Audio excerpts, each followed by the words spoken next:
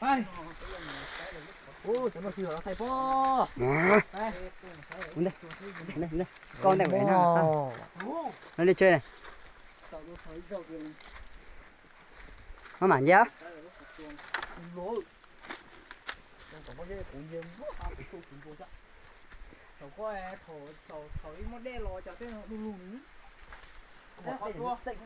Cái lấy được có chua rồi, đó. Sai, mum chua đấy, chua cái thăm chua hết rồi.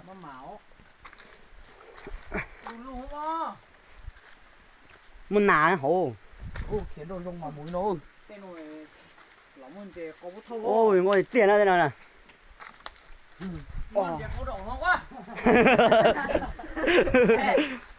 Lá giống blo thì cha có đầu nói, có đầu. Đây check khí là ngồi tiền à. Mản bẹ. Hả? Mày hụi.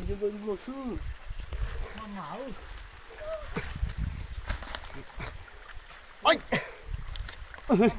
Mà sai ô. Mà mua mà sai ô. Luôn là cái cục pha thế nè. Có lúc non này. Non luôn luôn. Hả? Non luôn. Không luôn bây giờ. Lấy con đó. Thôi chú đây đó.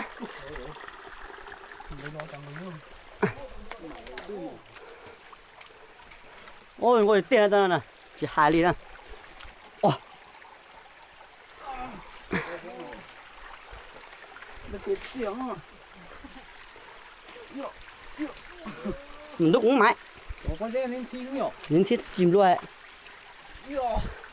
Ô. Nhúc cơ. Ôi. Không mà dùng đua giờ. Có chúa. Có tôi luôn dùng cho na. Không ơi.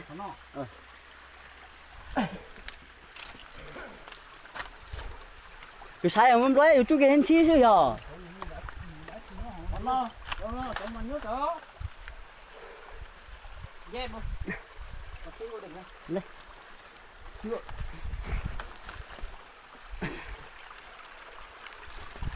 Ủa. Dê nổi tiếng mà như cái nung nó cho nổi tiếng quá. Ô, cái nung nó khó. Đây là nó sao? Ô, dê mình chỉ nhua hơn tu nó. Nhua.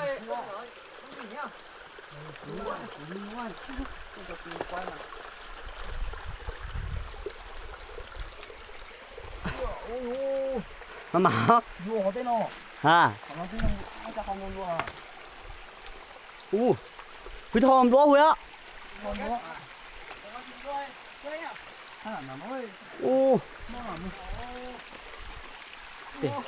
Cái này có nó này. Cái mảng này đũa không chơi ra mà mua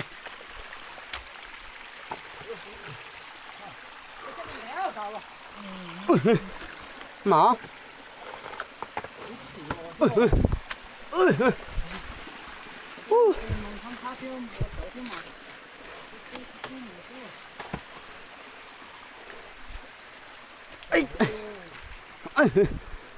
Không được cố chung cho rồi.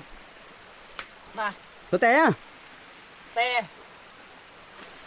Đi trả về ôi trả lỗ. Thoát là sạch, thoát. Chỉ theo phát lỗ hô. Ô của thế mà đũa sao ơi không mà ơi Không chứ một tao nào nó. Ủa đây một to rồi nó. ôi rồi tiểu rồi à. Ui